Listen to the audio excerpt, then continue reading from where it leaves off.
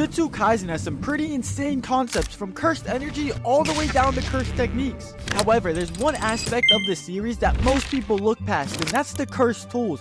And trust me when I say, they could be as overpowered as any other technique out there. From the classic swords to weapons that could literally bypass Gojo's infinity, here are the top 10 cursed tools you should know about. And just so we're all clear, these top 10 cursed tools that I'm about to mention are not ranked in any specific order. Starting off our list is a tool that almost anyone who watched or read JJK should know about, and it's no other than the Playful Cloud.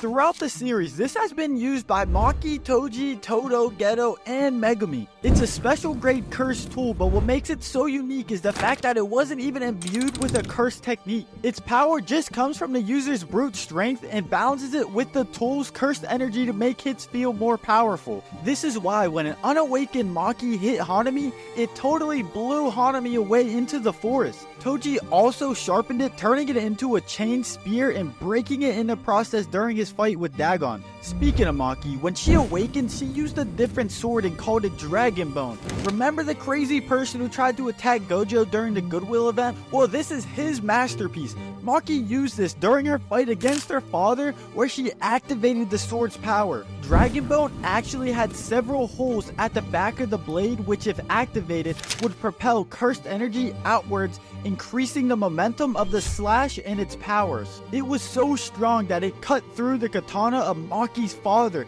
but if you read the manga, you already know how that fight turns out. And remember when I mentioned that there were tools that could bypass Gojo's infinity?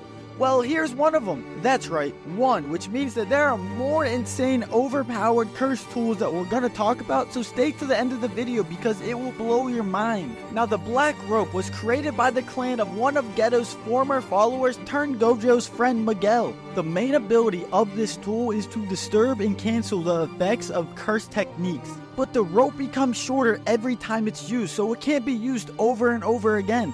And apparently it takes decades to make it long enough to be useful. But that's enough about ropes. Now let's talk chains, specifically the chain of 1,000 miles. Similar to the Black Rope in Playful Cloud, this is a special grade cursed tool, and this was first used by Toji. It's so cool because its effect makes the chain extend infinitely as long as the back end is hidden from view. As you know, Toji had the purple cursed spirit that acted as his storage, so we hid the back end of the rope there, which made Toji use the rope without worrying about its downside. Toji can even attach another special grade cursed tool with the chain of 1,000 miles, but we're going to talk about that one later. Up next is another cursed tool that's used by the two most badass non-cursed users in the series, and it's the Split Soul Katana. Toji was the first one to use this, but in her dying breath, Mai replicated it and gave the sword to Maki. Even though it's not a special grade cursed tool, what makes it so unique is the fact that it bypasses all resistance and directly cuts the soul.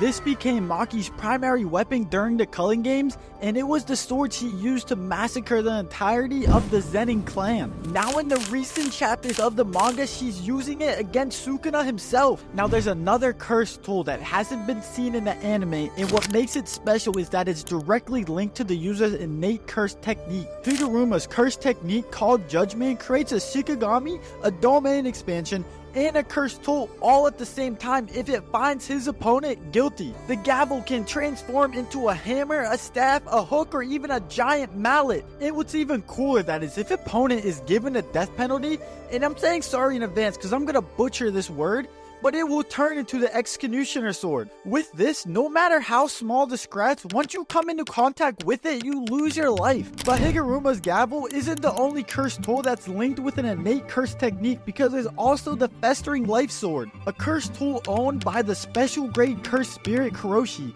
This sword is just gruesome. Aside from acting as a normal sword, it can also shoot projectiles that cause insect-like curses to burst out the entry point. But it doesn't stop there, because a normal slash will also spawn those insects from the wound. These small curses are so deadly that they could even completely manipulate a body part. If a cursed spirit has a cursed tool, who says a Shikigami can't have one? And that's exactly what Maharaga did. If you didn't know, Maharaga is the strongest Shikigami that can be summoned by the 10 Shadows technique. The Sword of Extermination is attached to its right forearm. It's specifically designed to eliminate cursed spirits because of it being coated with positive energy, and it's so strong it could even be designated as a special grade cursed tool. We haven't really seen it in action aside from when Sukuna fought against Maharaga. Before I said that Toji connected the chain of 1,000 miles with another special grade cursed tool, and that it's no other than the inverted spear of heaven. It's a dagger, as seen in the series, directly nullifies any and all cursed techniques it comes into contact with, including Gojo's infinity. This was the dagger that Toji used to stab Gojo in the neck and almost killed him. As of now, no one knows aside from Gojo where it is.